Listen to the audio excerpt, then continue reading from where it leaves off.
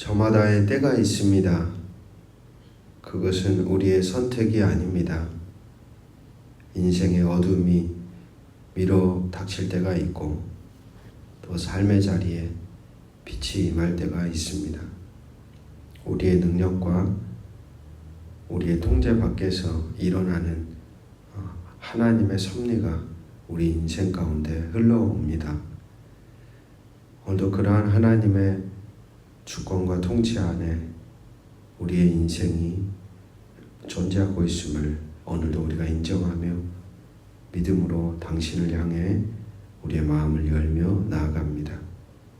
오늘도 주어지는 이 하루의 삶이 당신의 주권과 통치 가운데서 우리의 믿음의 흔적으로 새겨지는 복된 날이 되게 하여 주시옵소서. 오늘도 우리를 긍휼히 여겨주시고 연약함 속에 당신을 의지할 때 우리에게 빛이 되며 길이 되어 주옵소서. 예수 그리스도 이름으로 기도합니다. 아멘. 오늘 우리에게 주시는 기록된 하나님 말씀은 예레미야 40장 1절에서 16절입니다. 느부사라단이 남유다의 포로를 옮기는 도중 예레미야가 잡혀 있음을 알고 그를 자유로운 신분으로 놓아주고 그리고 예레미야에게 선택하게 하는 장면이 오늘 본문에 나오죠. 그리고 또 한 가지 장면이 나오는데 그건 바벨론으로 끌려간 사람들 외에 남겨진 빈민들을 다스릴 수 있도록 임명을 받은 그다랴에 대한 이야기가 이어져 기록되고 있습니다. 그러니까 어제 본문에 이어지는 연장선이죠. 주일날 나누었던 말씀대로 예루살렘 성전 그리고 남유다는 완전히 멸망당하고 난 다음에 어떤 일들이 일어나는지를 이제 계속해서 기록하고 있는 겁니다. 1절 보시면 사령관 느부사라단이 예루살렘과 유다의 포로를 바벨론으로 옮기는 중에 예레미야도 잡혀 사슬로 결박되어 가다가 라마에서 풀려난 후에 말씀이 여호와께로부터 예레미야에게 임하니라. 하나님의 목표는 이스라엘을 완전히 멸망시키고 사라지게 만들기 위함이 아닙니다. 성경을 가만히 바라보면 하나님의 심판은 곧 구원을 위한 심판이라는 것을 발견합니다. 심판이 목적이 아니에요. 방점이 심판에 있는 게 아닙니다. 심판이 아니라 구원에 있는 거예요. 끝내는 게 목적이 아니라 살리는 데 목적이 있습니다. 이미 남유다는 멸망하고 포로로 붙들려가고 모든 것을 다 빼앗긴 절망과 위기를 경험하고 있습니다. 사람으로 볼 때, 사람의 눈으로 볼 때 어디에도 소망이 보이지가 않아요. 그러나 그런 상황 속에서도 오늘 본문을 보면 우리 함께 고백해 봅시다. 여호와의 말씀이 임하니라. 임하고 있다는 거예요, 여러분. 하나님 말씀이 들려온다는 것은 아직 끝이 아니라는 거예요. 우리가 어떤 환경과 상황에 있더라도 그분의 말씀이 임하고 있다. 그분의 말씀이 들려오고 있다. 그러면 끝난 게 아니에요. 소망이 있어요. 지금 보십시오. 다 무너지고 폐허가 된 이스라엘, 남유다, 포로로 끌려간 사람들, 남겨진 사람들, 왕이 없이 이 정치 없이 정말로 이제 과연 이들이 생존할 수 있을까라고 고민이 되는 그 지점에 놀랍게도 예레미야에게 여호와의 말씀이 변함없이 임하고 있다. 말씀이 임하는 것은 살리는 행위요. 하나님이 그들에게 소망을 아직 두고 있다는 겁니다. 그렇게 하나님 말씀이 우리에게 들려오는 것, 그 자체가 어떤 절망적인 상황 속에 있더라도 소망이라는 것을 우리는 기억해야 합니다. 3절 말씀, 여호와께서 그가 말씀하신 대로 행하셨으니 이제 너희가 여호와께 범죄하고 그의 목소리에 순종하지 아니하였으므로 이제 이루어졌도다. 이 일이 너희에게 임한 것이니라. 느부사라단은 예레미야에게 말하고 있습니다. 그는 알고 있죠. 하나님이 자신들을 사용하고 있다는 것. 하나님이 오죽했으면 택하신 백성들을 치시겠냐. 이 느부사라단의 소리를 오늘 이 시대를 사는 우리에게 이렇게 들려온다고 생각해 볼 수 있습니다. 너희가 우리에게 하나님의 말씀을 전한다고 나서기보다 너희부터 너희가 섬기는 하나님의 말씀을 제대로 듣고 응답하고 순종해야 되지 않겠냐. 참 어떻게 보면 창피한 장면 아니에요, 여러분. 이방 군대 장관 같은 사람이 원래 하나님께 택함 받은 백성들에게 말하는 겁니다. 야, 너희들 하나님 말 잘 안 듣더니 하나님이 너희들 그대로 치셨잖아. 이 이야기를 믿지 않는 사람들이 하는 거예요. 여러분, 오늘날 우리가 살아가는 이 대한민국을 보십시오. 교회를 걱정하는 사람들이 교회 안에 있는 사람들이 아니라 교회 밖에 있는 사람들이에요. 큰 교회가 막 말도 안 되는 일로 막 휘청거리고 막 엉뚱한 행동을 하고 목회자가 탈선하고 성도들이 막 타락하고 그러면 걱정하는 사람들이 교회에 속한 성도들이 아니라 이 교회에 속한 그 성도들은 거기에 마음이 없어요. 근데 바깥에서 오히려 걱정해요. 교회가 왜 저럴까? 오늘 본문에 있는 모습과 비슷하죠. 느부사라단이 말하고 있어요. 참 부끄러운 모습입니다. 오늘 우리가 읽은 말씀은 우리에게 질문을 하고 있어요. 말씀을 전할 만큼 세상에서 우리의 말과 행동에 인생의 권위가 여러분에게는 실리고 있습니까? 라고 하는 질문이에요. 오히려 너희부터나 그분의 말씀을 잘 들으라고 들을 정도로 하나님의 존재를 초라하게 만들어가는 것이 우리의 발자국이지는 않을까? 그렇게 되어서는 안 된다는 거예요. 그렇게 비참한 자리로 하나님을 믿는 이들의 삶의 주소가 추락해서는 안 된다는 거예요.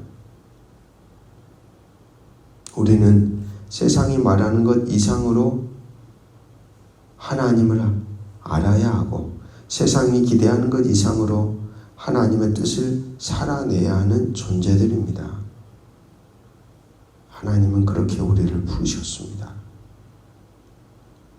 6절 말씀, 예레미야가 미스바로 가서 아이감의 아들 그다랴에게로 나아가서 그 땅에 남아있는 백성 가운데서 그와 함께 사니라. 이 그다랴라는 사람의 이름을 잘 기억하셔야 됩니다. 그다랴 그리고 뒤에 나오는 이스마엘이라는 이 두 사람, 계속 예레미야 읽어가다 보면 이 두 인물이 이제 등장을 합니다. 오늘 예레미야의 선택은 보십시오. 바벨론 땅으로 가는 게 나을까요? 남유다 그 땅에 남은 게 나을까요? 예레미야의 선택은 바벨론이 아니라 폐허가 된 땅입니다.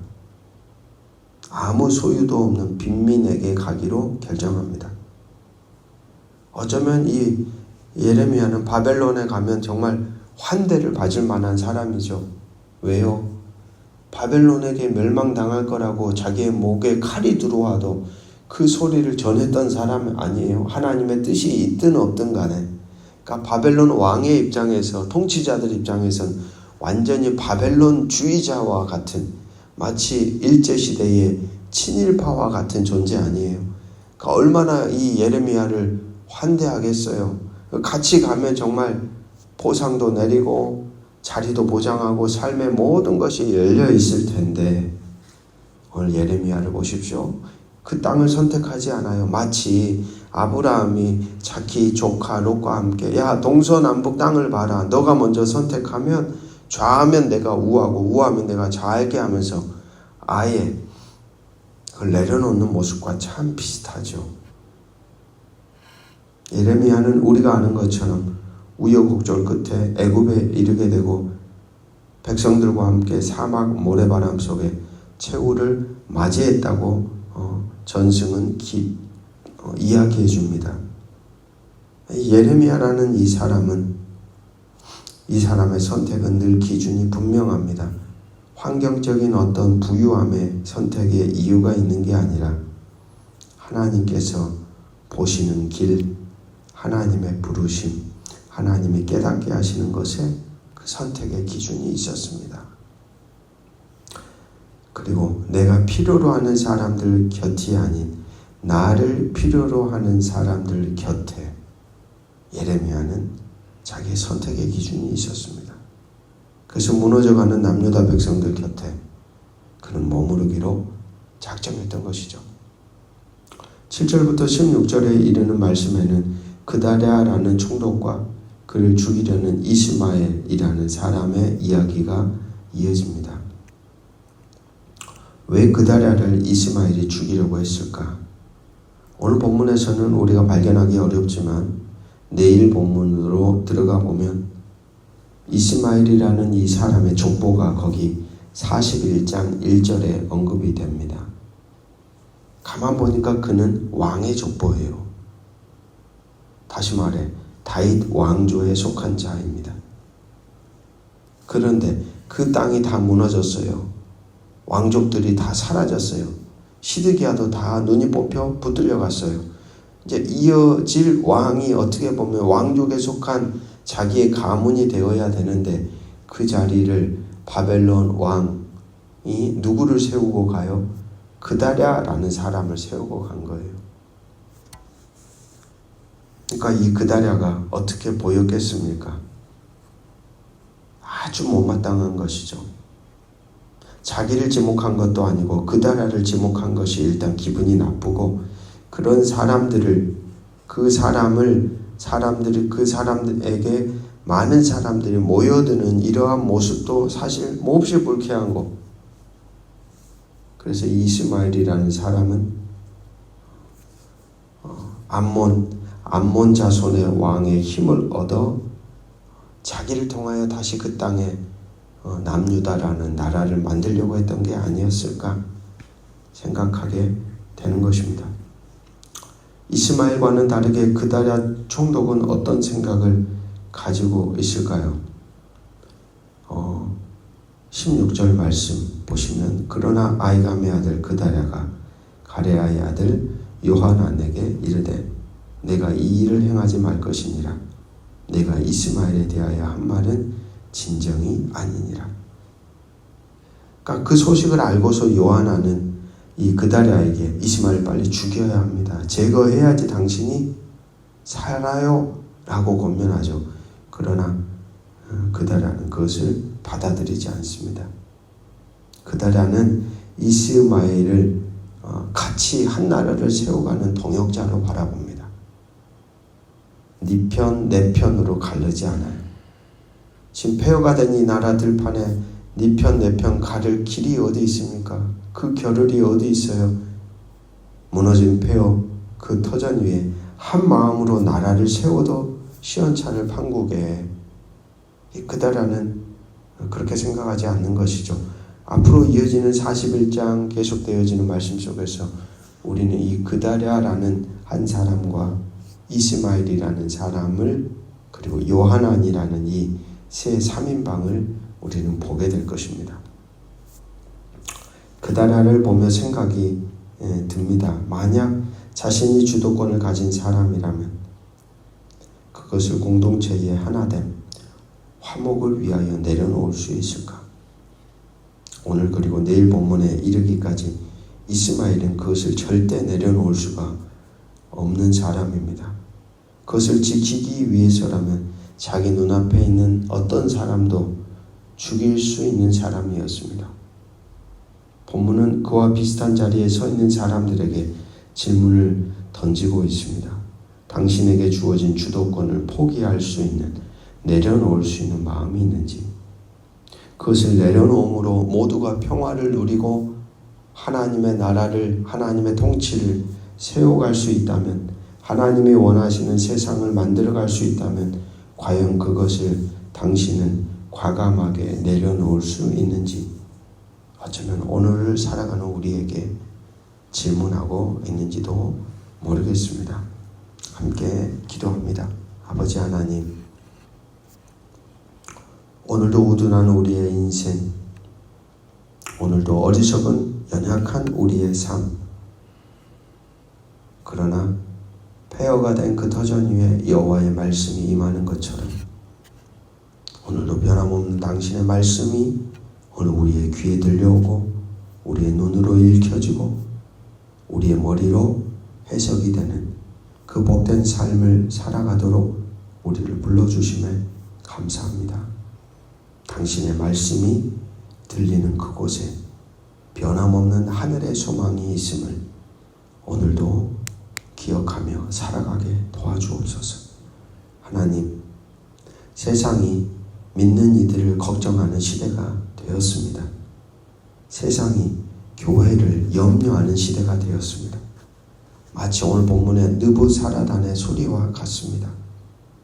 그런 자리로 우리의 존재의 흔적이 떨어지지 아니하도록 우리의 말과 행위에 하늘의 권위가 실려지는 거룩한 존재로 책임지며 살아가는 복된 사람들이 되게 하여 주시옵소서. 아버지, 예레미야의 선택을 우리는 눈여겨봅니다. 늘 넉넉한 것, 늘 풍요로운 것이 우리의 선택의 기준이지는 않았는지, 내가 필요로 하는 사람들 곁으로 가는 것이 우리의 선택의 기준은 아니었는지, 다시금 우리의 선택의 기준을 재정의 내려야 하겠습니다. 하나님이 부르시는 곳에, 하나님이 보게 하시는 곳에, 하나님이 깨닫게 하시는 자리에 있을 수 있는 믿음을 허락하여 주시고, 내가 필요로 하는 사람들 곁이 아닌 나를 필요로 하는 사람들, 내가 도움을 줄 수 있는 사람들 곁에 머무를 수 있는 복된 자로 오늘도 살아가도록 우리 모두에게 용기와 결단이 있게 하여 주옵소서. 주 예수 그리스도 이름으로 기도합니다. 아멘.